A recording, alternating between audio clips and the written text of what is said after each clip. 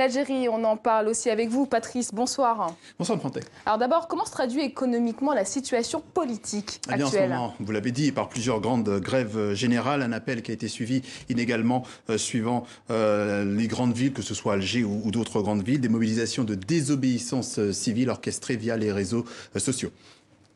Et ça dit quelque chose, Patrice, du profil Oui, des manifestants? Effectivement, cela dit, là encore, vous l'avez dit, que l'Algérie est un pays de jeunes. Quand on a 70% à fourchette haute d'une population qui a moins de 30 ans, on est un pays jeune et c'est un contraste avec l'âge de ceux qui gouvernent, c'est-à-dire ceux qui tiennent le pouvoir, 62 ans en moyenne au gouvernement. Alors c'est difficile de se lancer dans une analyse purement sociologique, mais on l'a vu, la mobilisation tient beaucoup sur les étudiants et c'est sans doute par extension sur une génération qui était naissante et insouciante pendant la décennie des années de plomb entre 1991 et 2002. Et des jeunes qui sont les plus concernés par le chômage, par exemple? Oui, sur la tranche 16-24 ans, le taux officiel mesuré avoisine les 30%, mais il serait en fait bien plus élevé. Et d'une manière générale, on a le sentiment que ces jeunes, finalement, n'ont plus rien à perdre.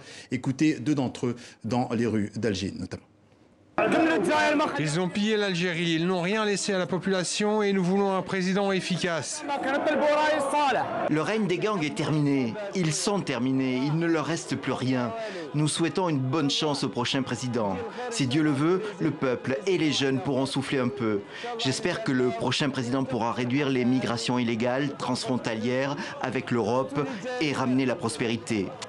Voilà, et vous l'avez compris, ces jeunes, et notre confrère Abdou Semar le disait tout à l'heure, ils n'ont pas vraiment les mêmes codes que leurs aînés, que les prix des denrées alimentaires de base n'aient pas bougé depuis des décennies parce que l'économie est subventionnée par les hydrocarbures. Ça ne semble pas les émouvoir plus que cela. Ce qu'ils comprennent, eux, c'est que l'économie subventionnée, eh bien, c'est la base de la corruption. Ils comprennent que malgré une croissance algérienne relativement élevée de 3,4% selon la Banque mondiale, eh bien, ça ne change pas leur situation au quotidien en termes d'emploi.